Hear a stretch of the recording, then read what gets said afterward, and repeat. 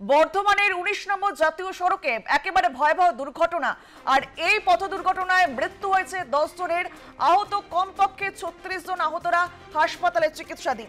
স্বাধীনতা দিবসের সকালে মর্মান্তিক দুর্ঘটনা। বর্ধমানের ১৯ নম্বর জাতীয় সড়কে ভয়াবহ বাস দুর্ঘটনা।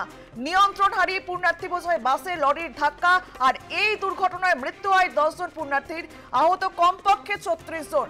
এ বিষয়ে আমরা কথা বলবো। আমরা সরাসরি চলে যাবো আমাদের প্রতিনিধি কৌশিক চক্রবর্তীর কাছে। কৌশিক, ঠিক কিভাবে এই দুর্ঘটনাটি ঘটলো, কি জানতে পারছো বিষয়? দেখো অঙ্কিতা, এই বাসটি যেটা ছিল সেটি কিন্তু একেবারে গঙ্গাসাগর থেকে স্নান করে কিন্তু বিহারে যাচ্ছিল। ১৯ নম্বর জাতীয় সড়কের ফাগুপুরের কাছে কিন্তু এই ঘটনাটি ঘটে। এই মুহূর্তে কিন্তু আমি দাঁড়িয়ে আছি যেখানে ঘটনাটি ঘটেছিল, ঠিক সেইখানে দাঁড়িয়ে আছি। এইখানে আমার ঠিক পেছনটাতেই কিন্তু বাসটি দুর্ঘটনার কবলে পড়ে, যেখানে কিন্তু 10 জনের মৃত্যু হয়েছে, আহত সংখ্যা প্রায় 40-এর মতো। তাদের মধ্যে কিন্তু বেশ কয়েকজনের চিকিৎসা চলছে বর্ধমান মেডিকেল কলেজ হাসপাতালে। তাদেরও অবস্থা আশঙ্কাজনক। যারা মারা গেছে তাদের মধ্যে 8 জন পুরুষ, 2 জন মহিলা। আহতদের মধ্যে কিন্তু রয়েছে বেশ কয়েকজন শিশু, তাদেরও চিকিৎসা চলছে।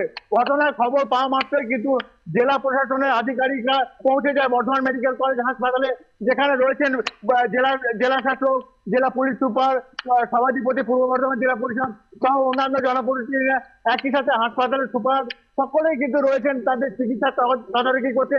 একই সাথে যারা মারা গেছে তাদের কিন্তু মৃতদেহ ময়না তদন্ত করা হচ্ছে বর্ধমান মেডিকেল কলেজের পুলিশ মর্গে।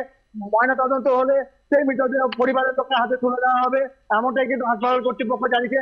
এই যে জায়গাটায় ঘটনাটি ঘটেছে, এই জায়গাতে কিন্তু গাড়িতে যে ট্রাকটি ছিল, ট্রাকটি কিন্তু দাঁড়িয়েছিল। সকালবেলায় যখন বাসটি আসছিল জাতীয় সড়ক ধরে কলকাতা থেকে আসানসোল অভিমুখে আসছিল বাসটি, তখনই কিন্তু এই দুর্ঘটনাগুলো কবলে পড়ে। যেটি জানা যাচ্ছে যে হয়তো চালক হয়তো ঘুমিয়ে গেছিল বা তার চোখ লেগে গেছিল, এরপরই কিন্তু এই মর্মান্তিক ঘটনাটি ঘটে। সকলেই কিন্তু পুণ্যার্থী ছিল, এখনো কিন্তু ঘটনাস্থলে ছড়িয়ে ছিটিয়ে রয়েছে বাসের ভাঙা কাঁচ, অন্যান্য জিনিসপত্র, রক্তের দাগ এখনো কিন্তু মোটেনি। এলাকায় রয়েছে পুলিশের আধিকারিকরা, তারা কিন্তু জায়গাটিকে ঘিরে রেখেছে। পুলিশ সুপার যেটা জানিয়েছে তদন্ত করা হবে কিভাবে দুর্ঘটনাটি ঘটে। পার্কিং করার কারণে এমন দুর্ঘটনাটি ঘটেছে, এমনটাই অভিযোগ স্থানীয়দের, কি জানতে পারছো?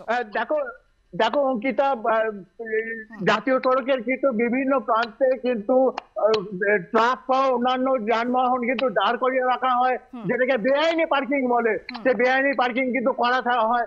এই আজ সকালবেলায় যে ঘটনাটি ঘটেছে, নিয়ন্ত্রণ হারিয়ে কিন্তু বাসটি ওই যে দাঁড়িয়ে থাকা গাড়ি, সেই গাড়িটিতে কিন্তু ধাক্কা মেরেছে। যদি গাড়িটি দাঁড়িয়ে না থাকতো তাহলে কিন্তু ঘটনাটি ঘটতো না, এবং 10 জন যে পুণ্যার্থী তাদের কিন্তু মৃত্যু হতো না। জাতীয় সড়কে এইভাবে দাঁড়িয়ে থাকাটা কিন্তু একেবারে বেআইনি।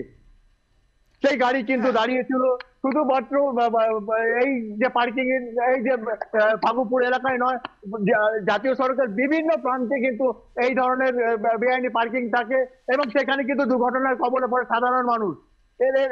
দুদিন আগেও কিন্তু জামালপুরের কাছে কিন্তু এরকমই কিন্তু ডাম্পার এবং তেল ট্যাঙ্কার ছিল, সেই তেল ট্যাঙ্কারের পাশ কাটাতে দিয়ে কিন্তু নিরীহ পথচারী কিন্তু মৃত্যু হয়।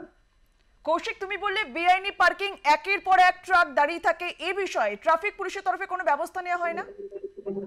দেখো, এই যে পার্কিং গুলো করে, যে গাড়ির চালক যারা থাকে তারা কখনো সেখানে দাঁড়িয়ে রান্না করে, কখনো গাড়ি খারাপ হয়ে যায়, আবার কখনো কখনো কিন্তু এমনি দাঁড়িয়ে তারা বিশ্রাম নেয়।